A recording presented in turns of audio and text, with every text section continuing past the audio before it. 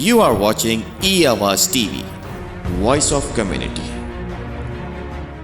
جی صاحب السلام علیکم ورحمۃ اللہ وبرکاتہ. جناب کیسر بنگالی، ڈاکٹر کیسر بنگالی صاحب میرے ساتھ ہیں. الحمدللہ پاکستان میں اتنے اتنے کمال کے لوگ ہیں کہ وہ کسی نے کہا نا ذرا نم ہو تو یہ مٹی بڑی زرخیز ہے ساکی. کیسر بنگالی صاحب اکانومسٹ ہیں، 40+ ایئرز کا آپ کا ایکسپیرینس ہے.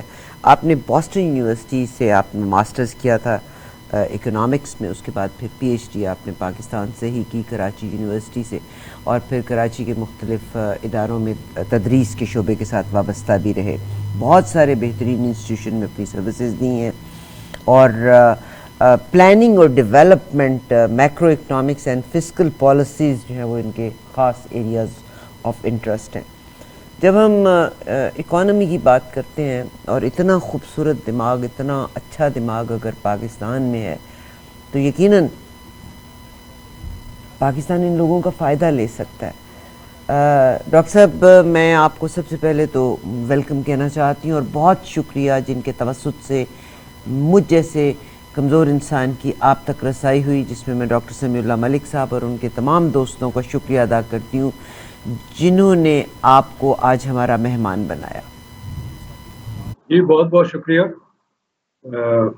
Pleasure on being here. ویسے ہر شخص اپنی جگہ مضبوط اور کمزور ہوتا ہے. کوئی کسی شعبے میں مضبوط ہے اور کسی اور شعبے میں کمزور ہے. کوئی یہ نہیں کہہ سکتا کہ میں مکمل کمزور ہوں یا مکمل طاقتور ہوں. یہ ڈاکٹر صاحب آپ کی کچھ مہارت ہے جو میری نہیں ہے. بہت شکریہ ڈاکٹر صاحب. مگر میں آنیسٹلی جسے کہتے ہیں نا کہ بعض اوقات انسان کے اپنے بچے کمزور ہوں تو ہم اپنے بچوں کے لیے بھاگ دوڑ کرتے ہیں. اپنے بھائی بہنوں میں سے کوئی کمزور رہ جائے تو انسان تگ و دو کرتا ہے، بھاگ دوڑ کرتا ہے. میرا وطن، میری ماں، میری زمین، جس کمزوری کا ہم شکار ہیں، اور ہم میں سے کوئی ناچ گانے میں لگا ہوا ہے، کوئی اپنی مستی میں لگا ہوا ہے. مگر جب ہم اپنے وطن کے بارے میں سوچتے ہیں تو میرے امیر ہونے کا کیا فائدہ کہ اگر میرا ملک جو ہے وہ پستی کی حالت میں ہے. اور جب میں بیرون ملک اپنے آپ کو کہیں بھی انٹروڈیوس کرتی ہوں تو وہ ریفلیکٹ کرتا ہے کہ میں کس ملک کے ساتھ بلونگ کرتی ہوں. کیونکہ کینیڈا میں رہتے ہوئے بھی ایک عرصہ گزر گیا. آج بھی ہم جب کسی سے ملتے ہیں تو وہ ہم سے ایک سوال کرتے ہیں، so you from back home which country you are? تو جی پاکستان سے ہوں. Oh there is crisis going on in Pakistan, that's what we listen. مجھے ڈاکٹر صاحب بتائیے گا کہ پاکستان کی جو اکنامک سچویشن ہے، آپ اتنے عرصے سے اس فیلڈ میں ہیں، کیسے اس کو انالائز کرتے ہیں؟ پچھلے 20 سال سے تو ہم براہ راست خطرے کی گھنٹی بجا رہے ہیں کہ جو رخ اختیار کیا ہے معیشت کا، اس سے ایک شدید بحران آئے گا. اور 20 سال سے یہ دعا کرتے رہے ہیں کہ ہم غلط ثابت ہو، بدقسمتی سے نہیں ثابت ہوئے. اور جس کا ہم خدشات اظہار کرتے رہے ہیں، لکھتے رہے ہیں، اعداد و شمار کے ثبوت کے ساتھ بتاتے رہے ہیں، وہ بحران ہمارے سر پہ کھڑا ہے، اور یہ بہت شدید بحران ہے.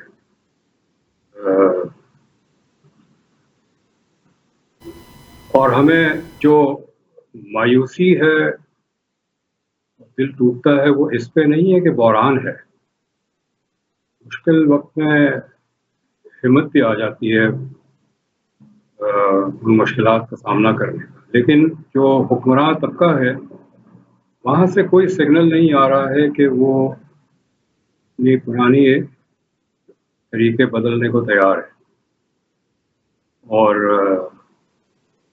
جس طرح سے وہ کام چلا رہے ہیں حکومت کے، اس سے مزید تباہی ہو سکتی ہے، بہتری نہیں ہو سکتی. ڈاکٹر صاحب آپ نے پاکستان کو اتنے عرصے میں دیکھا تو واٹ وڈ یو سے کہ کیا یہ وہ پاکستان ہے جس نے کوئی ترقی بھی نہیں کی، اپنی حالت بہتر ہونے کی بجائے ہماری حالت ابتر سے بدترین ہوتی چلی جا رہی ہے؟ تو کہاں پہ غلطی ہوئی کہ ہم سیڑھی اوپر کی طرف جانے کی بجائے we are going downwards? یہ سب کے اپنے انالیسس ہوگی. کچھ لوگ کہتے ہیں کہ جو 70s میں نیشنلائزیشن ہوا وہاں سے تباہی شروع ہوئی. میں اس سے اگری نہیں کرتا. میں ایک ریسرچر ہوں. میں اپنے رائے جو ہے وہ ڈیٹا کو دیکھ کے بناتا ہوں. اپنی ذاتی پسند ناپسند تو ہوتا ہے لیکن ڈیٹا. میرا جو کریئر ہے ریسرچ کا وہ 1980 سے شروع ہوا جب میں نے اپنی تعلیم ختم کی. اور اس وقت جب ڈیٹا سے ہم دیکھنے لگے انالیسس کرنے لگے اس وقت سے ذہن میں ایک سوال تھا کہ 71 میں ملک ٹوٹا, جنگ ہوئی, جنگ ہار گئے ہم, اور کافی تباہی ہوئی, معاشی تباہی. ویسٹ پاکستان میں معاشی تباہی زیادہ ہوئی چونکہ ہمارا فارن ایکسچینج کا سورس تھا ایسٹ پاکستان, وہ چلا گیا. ہماری چاول کی مارکیٹ تھی ایسٹ پاکستان, وہ چلی گئی. لیکن اعداد و شمار جب دیکھتے ہیں قومی آمدنی اور مختلف شعبوں کے تو 1972-73 میں ہر اسٹیٹسٹکس امپروو ہوتے ہوئے نظر آئی. ایکسپورٹس ہماری بڑھ گئی, حکومت کا ریونیو بڑھ گیا. اور یہ میرے ذہن میں سوال تھا کہ اکانومی کو تو کلیپس ہونا چاہیے تھا اس جنگ کے بعد, ایسا کیوں نہیں ہوا, الٹ کیوں ہوا. اور میں اس نتیجے پہ پہنچا ہوں جو اعداد و شمار کو میں دیکھتا ہوں کہ نیشنلائزیشن کی وجہ سے ہماری بچت ہو گئی. کیونکہ جو 20-22-23 خاندان تھے وہ تو اپنے سرمایہ لے کے فوراً باہر چلے جاتے, اور ہمارے ایک خاندان, ہماری رشتہ داری بھی ان سے, ہم اس وقت میٹرک میں ہوتے تھے, لیکن وہ ہم بات سنتے تھے, وہ ڈسکس کرتے تھے کہ اچھا کس ملک میں جا کے بسنا چاہیے. نیشنلائزیشن نے یہ فلائٹ آف کیپٹل کو روک دیا, وہ سرمایہ سارا یہی رہا. اور جو انڈسٹریز نیشنلائز ہوئی تھی وہ 1976, 77, 78 تک کامیابی سے چلتی رہی, منافع بخش تھی. نیشنلائز انڈسٹری کی تباہی جو ہے وہ جنرل ضیاء الحق کے دور میں شروع ہوئی. میں سمجھتا ہوں کہ پاکستان کی تباہی کی ابتدا جنرل ضیاء الحق کے دور میں ہوئی, اور میں اس کو اس طرح دیکھتا ہوں کہ جو 1970s میں ہمارا جو ڈیولپمنٹ کا بجٹ تھا, ترقیاتی بجٹ جو ہے جس سے معاشی اثاثے بنائے جاتے تھے, اس میں سالانہ 21% کا اضافہ تھا انفلیشن نکال کے, اور ضیاء کے دور میں وہ گر کے 2.7% ہو گیا. تو جب آپ اثاثے نہیں بنائیں گے اور پرانے اثاثے کو مینٹین نہیں کریں گے تو آپ کی معیشت کی جو پیداواری قوت ہے وہ کمزور ہوتی چلی جائے گی. وہ ہمیں اب نظر آتا ہے. زراعت میں اور صنعت میں ہم بہت کمزور ہے, اور وہ کمزوری اس لیے ہے کہ اب انفراسٹرکچر نہیں ہے. زراعت میں جو سوائلز ہیں, کنال سسٹم ہے, پانی کا نظام بہت خستہ ہو چکا ہے, اس میں انویسٹمنٹ نہیں ہوئی ہے, 30-40 سال ہو گئے. لیکن جو اصل تباہی شروع ہوئی جو بالکل واضح ہمیں نظر آتا ہے وہ جنرل مشرف کے دور سے ہوئی, اور شوکت عزیز اور اس کا جو پورا ٹولہ تھا جو زیادہ تر باہر سے آیا تھا, ٹھیکے پہ آئے تھے سارے, ان کے جو لیڈرشپ تھی, جو انہوں نے پالیسیز کی وہ تو اس وقت بھی ہم لکھتے تھے. 2001 سے ہم آئیڈینٹیفائی کرتے ہیں, ہماری پبلیکیشنز ہیں, بھی ویب سائٹ پہ ہے. ہم وارن کرتے تھے کہ یہ بہت ہی غلط ہے اور اس سے بڑی تباہی ہوگی. اور میں سمجھتا ہوں کہ اگر آج کا بحران براہ راست ہم اس کا نکالنا چاہیں کہیں پوائنٹ آف انفیکشن, وہ وہ جو ہے سال 2001 سے شروع ہوتا ہے.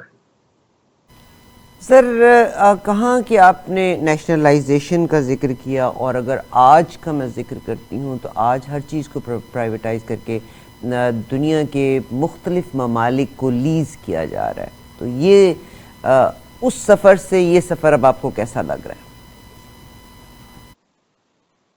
اثاثے بیچ کے تو روزمرہ کے خرچے نہیں پورے کیے جا سکتے, کیونکہ وہ اثاثے کے پیسے جو آئیں گے وہ ایک وقت پھر ختم ہو جائیں گے, تو باقی کیا بیچیں گے آپ؟ تو یہ تو ایک صرف آج کا مسئلہ حل کرنے کے لیے یہ کل کو, چونکہ جو اثاثے ہم غیر ملکیوں کو بیچ رہے ہیں اس میں بھی ایک بحث ہے نا کہ چلیں آپ پرائیویٹائز کریں, لیکن اگر اپنے ہی لوگوں کو پرائیویٹائز کریں تو پیسہ تو ملک میں رہتا ہے. لیکن ہم غیر ملکیوں کو بیچ رہے ہیں اور وہ اپنا منافع باہر لے جائیں گے. اور سال 2003 کے بعد جو بڑی بڑی کمپنیز پرائیویٹائز ہوئی ہے، جس میں ٹیلی کام ہے، بینکس ہیں، وہ وہ ایک جو آؤٹ فلو ہے پروفٹ کا ڈالر ٹرمز میں، وہ بہت بڑھ گیا. آپ آج اس کو مزید آؤٹ سورس کریں گے، پرائیویٹائز کریں گے اور غیر ملکی کمپنیاں لیں گی تو شاید 2 سال ان کے پیسے چل جائیں، لیکن 2 سال کے بعد جو ہے وہ آؤٹ فلو میں کنورٹ ہو جائے گا، یعنی پیسے ڈالر آنے کے بجائے ڈالر جائے گا. تو جو بیلنس آف پیمنٹس کا بحران ہے، جس کے لیے ہم کو قرضہ لینا پڑتا ہے، تو کل زیادہ قرضہ لینا پڑے گا، ہم زیادہ قرض دار ہو جائیں گے اور زیادہ بوجھ ہوگا معیشت پہ، زیادہ ڈالر مہنگا ہوگا، زیادہ ہم پہ IMF کا دباؤ ہوگا کہ بجلی کی قیمت بڑھائیں اور گیس کی قیمت بڑھائیں. یہ نسخہ ہے بہت ان قریب مستقبل میں، یعنی 2-3 سال کے بعد ایک نیا بحران پیدا کرنے کا، جو آج سے زیادہ شدید ہوگا. میں ایک پروگرام دیکھ رہی تھی، جناب شبر زیدی صاحب فرماتے ہیں کہ پاکستان اسٹیٹ بینک سے تقریباً 85% تک کا قرضہ تو گورنمنٹ آف پاکستان نے ہی لیا ہوا ہے. یعنی لوگ ڈپازٹ کرتے ہیں اور گورنمنٹ آف پاکستان نے بیرونی ممالک سے قرضہ لیا ہوا ہے، اپنے بینک سے لیا ہوا ہے. تو کیا ہوگا؟ مطلب الٹیمیٹلی عام لوگوں کا پیسہ بھی ڈوب مرے گا، ڈیفالٹ کی طرف جاتا ہے. نہیں، یہ عام لوگوں کا پیسہ نہیں ہے. عام لوگوں کا پیسہ تو کمرشل بینکس میں ہے. عام لوگوں کا پیسہ اس وقت ڈوبے گا جب کمرشل بینکس کولیپس ہوں گے. اس کا اس وقت کوئی ایسے آثار نہیں ہے ایسا ہونے کا.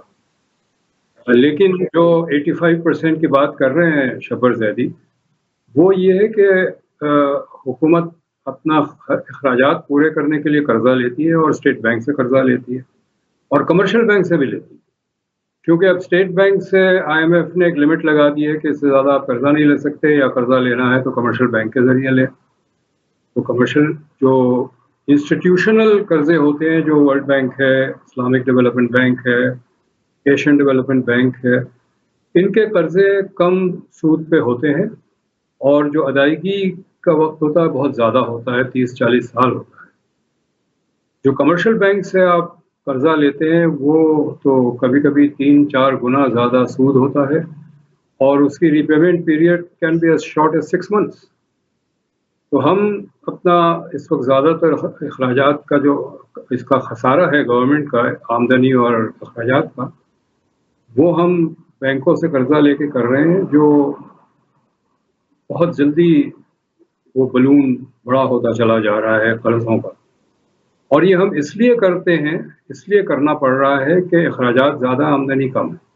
اگر آپ 100 روپے کے ریونیو پہ 250 روپے خرچ کریں اور 150 روپیہ ہر سال قرضہ لیں، وہ قرضہ جو ہے وہ ایکومولیٹ ہوتے ہوتے 150 جو ہے 1500 ہو جائے گا، پھر 2500 ہو جائے گا، پھر 3500 ہو جائے گا. یہی ہمارے ساتھ ہوا ہے. تو بنیادی طور پہ ہمیں ضرورت یہ ہے کہ جو حکومت کے اخراجات ہے، اگر 100 روپے آمدنی ہے تو اخراجات بھی 100 روپے تک رکھیں، تب جا کے ہم ابتدا کریں گے اپنے معاشی بحران کو حل کرنے میں، ابتدا کریں گے. سر میرا IMF سے ہم قرضہ لیتے ہیں، IMF کی شرائط بھی بڑی کڑی ہیں. کیا ہم ایک طرف پرائیویٹائزیشن کی بات کریں اور ہم لیز پہ دوسرے لوگوں کو، دوسرے ممالک کو اپنی چیزیں دیتے چلے جا رہے ہیں، IMF سے ہم قرضہ لیتے چلے جا رہے ہیں. آپ کا کیا خیال ہے کہ اس وقت بجلی، گیس، ہر چیز مہنگی بھی ہو رہی ہے، ریکوریز بھی اتنی نہیں ہے، تو کیا IMF ہمیں، کیونکہ یوکرین کی مثال اب ہمارے سامنے ہے، از دیر اینی چانس کہ ہمارا ایٹامک جو پاور کا ہے وہ خطرے میں جائے، کہ کل کلاں کو یہ بھی کنڈیشن آ جائے کہ ہم اپنا اس پروجیکٹ کو روک دیں؟ 2013 اور 2018 کا جو پیریڈ تھا، جو مسلم لیگ نون کی حکومت تھی، اسحاق ڈار فائنانس منسٹر تھے، اس دور میں کچھ تقریباً 12-13 ट्रांच हमें मिले हैं, वो ट्रांच का मतलब इंस्टॉलमेंट्स हैं जो हर 3 महीने बाद मिलता है या जैसे ही मिलता है। और जब एक ट्रांच मिलने का वक्त आता है तो वो रिव्यू करते हैं IMF वाले कि जो हमारी शराइत थी वो पूरी हुई कि नहीं, और अगर नहीं पूरी हुई होती है तो वो फिर ट्रांच रिलीज नहीं करते। लेकिन ये जो पीरियड था 2013 और 2018 के दरमियान, इन्होंने शायद 12 या 13 दफ़ा हमें वेवर दे दिया, यानी हमने शराइत नहीं पूरी की, उसके बावजूद भी उन्होंने कहा चले अब शराइत को नहीं देखते, हम आपको ट्रांस दे देते हैं। उस वक्त भी हम शोर मचा रहे थे कि ये इतनी फराग दिली क्यों है,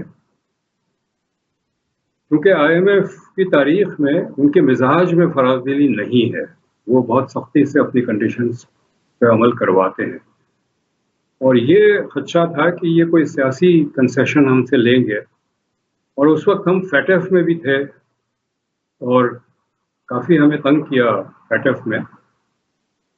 तो ये उस वक्त खदशा हमने जाहिर किया था कि शायद ये इस तरफ तो नहीं है कि ऐसे मौके पे हमें जानबूझ के ऐसे कॉर्नर पे डाला जा रहा है, इतनी लंबी रस्सी दी जा रही है हमें कि हम टांग दें अपने आप को, और एक वक्त ऐसा मौका आए वो कहेंगे कि अच्छा जी अब आगे जो भी मिलेगा आपको वो उस वक्त मिलेगा जब आप ये सियासी हमारे शराइत जो है वो आप पूरे करें।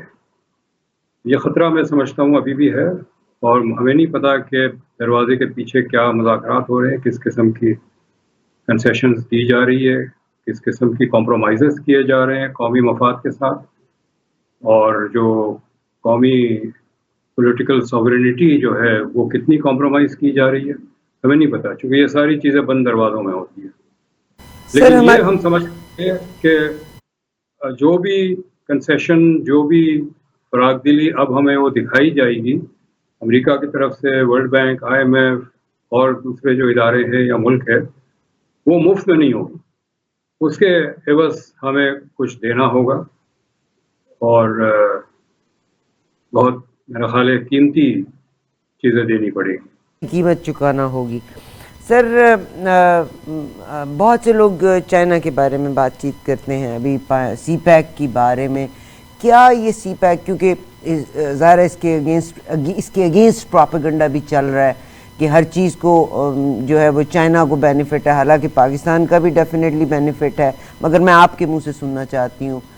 और इंडिया ने, अमेरिका ने, सऊदी अरेबिया, इन लोगों ने मिल के जो एक और कॉरिडोर बनाया जिसमें एयर और समंदर के रास्ते और ज़मीन के रास्ते इन्वॉल्व हैं, यूरोप तक सामान लेके जाना। अगर आप CPEC से कंपेयर करते हैं उसको, तो हाउ वुड यू कंपेयर, क्या कहेंगे कि CPEC पाकिस्तान के लिए बेहतर है? बिल्कुल बेहतर हो सकता है, और बहुत ज़्यादा बेहतर हो सकता है।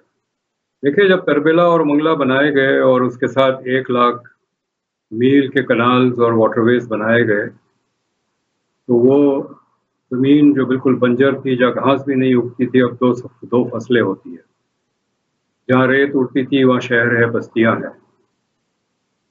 तो ये समझ लें कि माशी जोग्राफी तब्दील करती इस एक प्रोजेक्ट में। CPEC का भी यही पोटेंशियल है। CPEC जो है बलूचिस्तान, खैबर पख्तूनख्वा और गिलगित बल्तिस्तान जो है, इसकी माशी जोग्राफिया बदल सकता है, लेकिन हर काम को करने के लिए उसको सही तरह से ऑर्गेनाइज करना और इम्प्लीमेंट करना है। CPEC का जो हमारा जो तरीका है चाइना के साथ डील करने का, हम अपने मुफाद के हवाले से कोई चीज़ नहीं रखते टेबल पे, और सारा चाइनीज़ डिटरमिन करते हैं क्या अग्रीमेंट होगा। ये बात खुफिया थी जो मुझे जब पता चला मैंने आम की उसको, और फिर पार्लियामेंट में सवाल भी पूछा, हासिल पिजेंजो ने जवाब दिया, तस्दीक की मेरे सवाल की। वो ये है कि ग्वादर पोर्ट का रेवेन्यू जो है उसका हिस्सा हमारा 9% है, 91% चाइना का है। और ये मैं आप उस वक्त 2014 से मैं ये पूछ रहा हूँ, आज भी पूछ रहा हूँ कि हमें वो स्टडी फिजिबिलिटी कैलकुलेशन बताए किस बुनियाद पे ये 91 और 9% सेट किया गया और पाकिस्तान का शेयर सिर्फ 9 क्यों है। और हम चाइना को फुल सिक्योरिटी प्रोवाइड कर रहे हैं, पता नहीं कितने हज़ार मज़ीद भर्तियाँ की है फ़ौज के अंदर, صرف چائنیز کو پروٹیکٹ کرنے کے لیے گوادر سے خنجراب تک. تو میرا ایک سوال یہ بھی ہے کہ ہم یہ تو نہیں ہے کہ جو اخراجات ہے سیکیورٹی پرووائڈ کرنے پہ وہ 9% ریونیو سے زیادہ بنتا ہے. پھر تو یہ گھاٹے کا سودا ہوا, یہ دکان بند ہو جانی چاہیے. جو دکان زیادہ پیسے لے آمدنی دینے کے بجائے وہ دکان تو بند ہونی چاہیے. لیکن ان کسی چیز کا سوال کا جواب نہیں دیتے ہیں, ہر چیز خفیہ ہے. تو اگر آپ نے اس طرح سے معاملات چلانے ہیں تو پھر فائدہ, جس چیز کا بہت فائدہ ہو سکتا ہے ملک کو, وہ فائدے سے بھی ہم محروم ہو جائیں گے. اور اس وقت سپیک کا مجھے ایسے ہی لگ رہا ہے کہ پاکستان کے مفادات کے حوالے سے کوئی ٹھوس اقدامات نہیں کیے گئے ہیں. سر آپ کا اتنا تجربہ ہے, کیا بات ہے, اور 40 سال سے آپ اس فیلڈ میں ہیں, 1980 کے بعد آپ آتے ہیں اور آپ ڈیٹا بیس بات کرتے ہیں.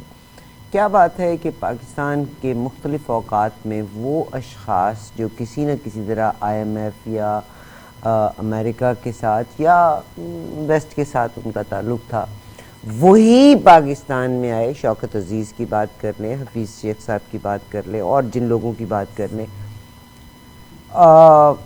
پولیٹیکل گراؤنڈ کے اوپر ایڈوائزرز بھی لگ جاتے ہیں. آپ کو کیوں موقع نہیں دیا گیا to serve the country and to work in association with some department to bring some positive changes? جی مجھے موقع ملا ہے, بہت بریفلی ملا ہے, اور صرف پیپلز پارٹی کے دور میں ملا ہے. میں سب سے پہلے میں نے BISP ڈیزائن کیا. مجھے بلا کے کہا گیا کہ یہ پروگرام آپ بنائیں. بے نظیر انکم سپورٹ پروگرام میں نے ڈیزائن کیا. اس کے بعد مجھے سندھ کا نمائندہ اپوائنٹ کیا نیشنل فائنینس کمیشن میں. ہم نے ایک کامیاب ایوارڈ کیا 7th NFC جو 2010 میں آیا. مجھے بعد میں adviser to chief minister for planning and development Sindh کا مقرر کیا گیا. وہاں مجھے بہت اچھا کام کرنے کا موقع ملا. کئی چیزیں ہم نے کی, اور جو چیز میرے اپنے دور میں نہیں ہوئی وہ بعد میں ہوئی, چونکہ وہ اس کا پیپر ورک ہو چکا تھا, تیاری ہو چکی تھی. میں 3 سال ایڈوائزری کیپیسٹی میں تھا ٹو چیف منسٹر بلوچستان. ہم نے بہت ساری چیزیں وہاں پر کر کے چھوڑی ہے, اور وہ کچھ عمل بھی اس پہ ہوا ہے. تو جہاں جہاں مجھے موقع ملا, بہت کم عرصے کے لیے وہ ہے, لیکن ایک نظام ہوتا ہے جس قسم کا, جس نوعیت کا وہ نظام ہوتا ہے, جو کیریکٹر ہوتا ہے اس نظام کا, پھر وہ اپنی مرضی کے لوگ لے کر آتے ہیں. وہ ان کے لیے شوکت عزیز اور حفیظ شیخ اور ایسے لوگ زیادہ منظور ہے, چونکہ وہ ان کا ایجنڈا پرسیو کرتے ہیں. اسپائنگ بھی کرتے تھے, کیا انہوں نے اسپائنگ بھی کی ہوگی کہ اس ملک میں کیا ہو رہا ہے جن لوگوں نے ان کو اپوائنٹ کرایا تھا؟ میرا خیال ہے اس ملک کی کوئی چیز خفیہ نہیں ہے, تو اسپائنگ کرنے کی ضرورت نہیں ہے. بہت ساری چیزیں تو گوگل پہ مل جائے گی آپ کو. ابھی جو پاکستان میں زرعی ملک ہے, اور آف کورس ابھی جو زراعت کے بھی کانٹریکٹس جو ہیں آؤٹ سورس کیے جا رہے ہیں, اس کے بارے میں کچھ فرمائیں گے آپ؟ یہ تو انتہائی خطرناک ہے کہ آپ کارخانے بیچ دیں غیر ملکیوں کو, کوئی ایئرپورٹ یا کچھ بیچ دیں, لیکن زراعت تو ڈائریکٹلی عوام کو, انڈیویجول فیملیز کو افیکٹ کرے گا. چونکہ جو کارپوریٹ فارمز ہیں وہ جو ایگزسٹنگ اونرشپ ہے چھوٹی اور بڑی, جو بڑے بڑے زمیندار ہیں وہ بھی بے زمین ہو جائیں گے, کیونکہ کارپوریٹ فارمز کا بڑا پاور ہوتا ہے, اور کارپوریٹ فارم کے پیچھے اگر ملک کے طاقتور ادارے ہو تو وہ ان کے سامنے پھر کوئی نہیں رک سکتا. جو کارپوریٹ فارمز ہوتے ہیں وہ مارکیٹ کے لیے پروڈیوس کرتے ہیں. جو زراعت ہے صدیوں سے, 5000 سال 10,000 سال پہلے زمین جو ہے وہ خوراک کا ذریعہ ہوتی تھی. لوگ اپنا خوراک کا جو بندوبست ہے وہ زمین سے کرتے تھے. زمین ایک ماں کی طرح سمجھی جاتی ہے. لیکن جب آپ اس کو کارپوریٹائز کر دیں گے تو زمین ایک اشیاء ہے جو مارکیٹ منڈی میں جس کی قیمت لگتی ہے, اور جو کارپوریٹ فارمز لگائیں گے وہ چیز اس میں سے گرو کریں گے, وہ لگائیں گے جس کی بین الاقوامی مارکیٹ میں اچھی قیمت ہے. اگر گندم کی اچھی قیمت نہیں ہے وہ گندم نہیں گرو کریں گے, چاہے وہیں کے لوگ جو ہیں گندم کے بغیر ان کو گزارا کرنا پڑے. اور یہ ہوا ہے. افریقہ میں کارپوریٹ فارمنگ ہوئی ہے, وہاں ایسے کراپ گرو کیے گئے جو افریقن خود کبھی نہیں کھاتے، لیکن جس کے پاس وہ زمین تھی، جس ملک کے پاس وہ زمین تھی، انہوں نے اپنی ضرورت کے لیے وہ کراپس وہاں گرو کیے اور پھر ایکسپورٹ کیا اپنے ملک کو. اور یہ جو کانٹریکٹس ہوتے ہیں کارپوریٹ فارمز کے، اس میں یہ ہوتا ہے کہ پورا جو آؤٹ پٹ کا رائٹ ہے وہ کمپنی کا ہے، جو ایگریکلچرل کمپنی ہے. اس کے وہاں جو مزدور کام کرتے ہیں ان کو بھی شاید حق نہیں ہے کہ وہ وہاں سے کچھ لے سکے. تو ہم نہ صرف بے زمین ہو جائیں گے، خوراک گرو کرنے کا ذریعہ ہی ختم ہو جائے گا. ایک زمین ایک منڈی کا شکار ہو جائے گا اور لوگوں کو ایک سیویئر فوڈ سیکیورٹی ہوگی. ہمارے پاس ہم اور چیزیں تو گرو کر رہے ہوں گے، مثلاً ابھی ایک بایو فیولز کا کانسیپٹ ہے. تو sugar can say bio fuels بناتے ہیں جس سے گاڑیاں چل سکتی ہے، پیٹرول بن سکتا ہے. مگر یہ ان کو پتہ چلا کارپوریٹ فارم کو کہ شوگر کین کی پرائس اس لیے زیادہ ہے کہ اس سے بایو فیولز بنتے ہیں. ہماری فرض کریں 1/4 زمین جو ہے گندم کی اور کاٹن کی ساری زمین جو ہے صرف گنے اگانے میں لگ گئی، تو وہ جو ایگریکلچرل کمپنی تو خوب منافع کمائے گی، لیکن خوراک کہاں سے آئے گا ہمارے لیے؟ صحیح. اچھا میرا سر یہاں پہ آپ سے ایک کوشچن جو آتا ہے کہ کیا اس وقت کی جو ایک سوال یہ ہے autocratic economic policies, do you think کہ اس وقت ہماری آرمی بھی انوالو ہو گئی تو کوئی بھی سیاسی حکومت آئندہ ملک میں آتی نظر نہیں آ رہی، تو کیسے یہ آٹوکریٹک اکنامک پالیسی کے بارے میں کوئکلی ہمیں تھوڑا سا بتا دیں؟ اگر آپ پچھلے 30 سال کو دیکھیں تو ہماری پالیسیز میں کوئی تبدیلی نہیں آئی ہے. ہم بنیادی بات یہ ہے کہ امپورٹ زیادہ کرتے ہیں ایکسپورٹ سے، حکومت اپنا خرچہ زیادہ کرتی ہے آمدنی سے، اور دونوں خسارے جو ہیں ہم قرضے لے کے پورے کرتے ہیں. پچھلے 30 سال میں ہر قسم کی حکومت آئی ہے، فوجی بھی آئے، الیکٹڈ بھی آئے، اس پارٹی کی بھی آئی، اس پارٹی کی بھی آئی، لیکن پالیسی بالکل یکسانیت ہے. آمدنی سے زیادہ خرچ کرو، ڈالر ہے نہیں لیکن مہنگی سے مہنگی چیز منگواؤ، قرضے کی ہو لیکن ہم آسائش ہم استعمال کریں گے، اور وہ خسارہ جو ہے وہ قرضوں سے پورا کریں گے. تو مجھے تو کوئی فرق نہیں پڑتا کون سی حکومت ہے، معاشی حوالے سے ایز اے سٹیزن تو میں چاہوں گا کہ جمہوریت ہو، اور جمہوریت کے لیے لڑیں گے بھی. ہم لڑے ہیں، سڑک پہ پتھر بھی مارے اپنے اسٹوڈنٹ ڈیز میں ضیاء الحق کے خلاف، لیکن معاشی طور پہ تو کوئی فرق نہیں پڑتا کس قسم کی حکومت آتی ہے، کیونکہ ان سب کا اندازہ یہ ہوتا ہے کہ قرضے لے کے حکومت معیشت چلائیں گے. صحیح. کیا ایڈوائز کریں گے، کوئی حل نظر آ رہا ہے؟ یہ جو اب آرمی انوالو ہوئی ہے تو کوئی کیا کل کیسا نظر آ رہا ہے، اور پاکستان کو ڈیفالٹ سے بچنے کے لیے کیا کرنا ہوگا؟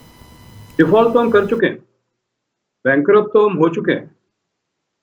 یہ تو سمجھ لیں وہ جو لیپا لگاتے ہیں مٹی کے گھر پہ، یہ ہم کر رہے ہیں. جب آپ بینکرپسی کی ڈیفینیشن یہ ہے کہ اگر آپ قرضہ لے اور قرضہ واپس نہ کر سکے تو آپ بینکرپٹ ہیں. پچھلے 3-4 سال سے تو یہ سچویشن ہے کہ ہم قرضہ لیتے ہیں صرف پرانا قرضہ واپس دینے کے لیے. ہم اس لحاظ سے بینکرپٹ تو ہو چکے ہیں. اس کو آپ بینکرپسی کہیں، ڈیفالٹ کہیں، کچھ اور کہیں، لیکن رسپانسبل ہے اس کے لیے. یہ سب پچھلے 30 سال خاص طور پہ جنرل مشرف کے بعد جو حکومتیں آئی ہیں، جنرل مشرف انکلوڈیڈ، سب ڈائریکٹلی رسپانسبل ہے، ڈائریکٹ.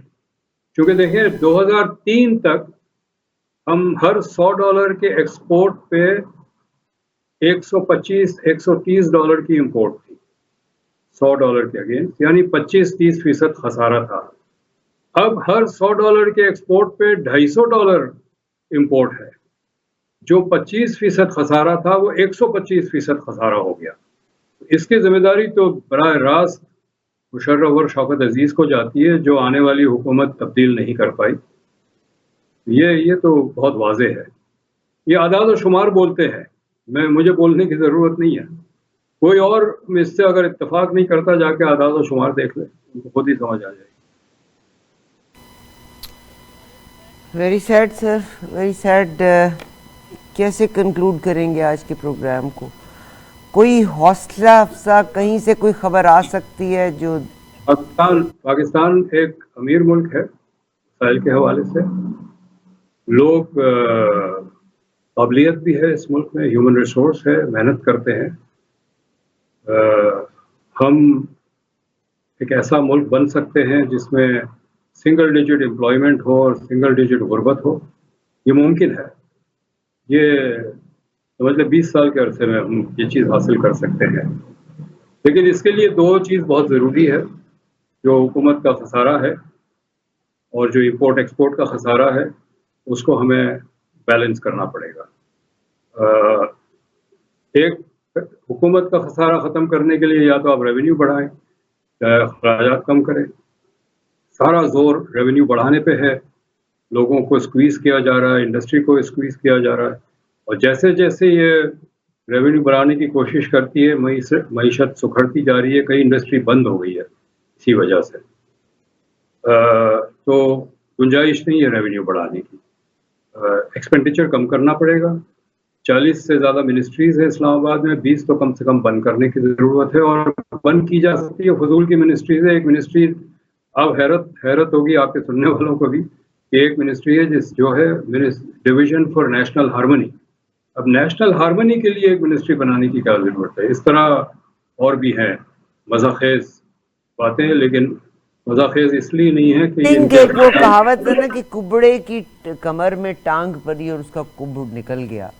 عاصم منیر صاحب ظاہر دکھنے میں ماشاء اللہ نظر نہیں آ رہا, مگر یہ جو اس وقت کیئر ٹیکر گورنمنٹ ہے جتنے لوگ نظر آ رہے ہیں, ڈو یو تھنک کہ کوئی چانس ہے کہ چیزیں صحیح سمت میں چلی جائیں؟ اور کیونکہ فوج کی بھی اسی ملک کی حفاظت کریں گے تو ان کی بھی زندگی اور تنخواہیں لگی ہوئی ہیں, تو ڈو یو تھنک کہ کوئی چانس ہے کہ محاسبہ ہو سکے اب اور کوئی سیدھی سمت مل سکے؟ میں نے کہا کہ یہ امکانات تو ہے, جو اگر ہم اپنے اخراجات پہ ایک کنٹرول کریں, جو فضول کے منسٹریز ہیں یہ بند کریں. ڈیفنس میں بھی گنجائش ہے بہت, جو غیر جنگ سے جس کا تعلق نہیں ہے ڈیفنس ایکسپینڈیچر کا, وہاں کمی کی گنجائش ہے, بہت زیادہ گنجائش ہے. اگر ہم یہ کر لیں, امپورٹس جو غیر ضروری, بہت ساری امپورٹس ہیں جو ہم اپنی پالیسی بدل کے امپورٹ کو بھی کم کر سکتے ہیں. یہ ہم کریں تو, لیکن مسئلہ یہ نہیں ہے کہ کون آگے ہے کون کس کے پیچھے ہے. مسئلہ یہ ہے کہ اس وقت کوئی نظر نہیں آ رہا ہے ہمیں اس سمت میں کوئی اقدام. ملاقات ہوئی جناب عاصم منیر صاحب, آپ کی ملاقات ہوئی جناب عاصم منیر صاحب سے, did you ever give your suggestion? میں بہت چھوٹا آدمی ہوں, وہ بڑے آدمی ملتے ہیں جا کے ان کو, میں تو بہت چھوٹا, میری کوئی ملاقات. آپ ہمارا سرمایہ ہیں سر, آپ ہمارا سرمایہ ہیں. Any message for our listeners and viewers? I wish کہ میں بہت کچھ کہہ سکتا. آئی تھنک آپ کے لسنرز اور ویورز اگر میسج کرنے لگے سوشل میڈیا پہ کہ یہ جو حکومت کے اخراجات ہے, نان ڈیولپمنٹ ایکسپینڈیچر جس میں نان کامبیٹ ڈیفنس ایکسپینڈیچر شامل ہے, اس میں کمی کی جائے, غیر ضروری امپورٹس پہ بین لگایا جائے تاکہ ہم اتنا ہی امپورٹ کریں جتنی ہم ایکسپورٹ کرتے ہیں. تو اس سے بہت جو امیر طبقہ ہے اس ملک کا, اس کی لائف سٹائل میں کمی آئے گی اور اس کو تکلیف ہوگی. لیکن اس وقت جو 80-90% لوگ تکلیف اٹھا رہے ہیں اس سے ہم بچ نکلیں گے انشاءاللہ. جناب کیسر بنگالی صاحب سے میں نے بات کرائی, میری کوشش ہوگی سر دوبارہ بھی موقع ضرور دیجیے گا تاکہ ہم آپ سے بات کر سکیں. بہت شکریہ سر آپ کے ٹائم کا. اللہ کرے کہ together we can bring a change, آمین. مگر ہمیں اس میں اپنی انا کو ایک سائڈ پہ رکھنا ہوگا, اور اللہ تعالیٰ میرے ملک کا حامی و ناصر رہے, آمین ثم آمین. خدا حافظ. You are watching E-Awaaz TV, Voice of Community.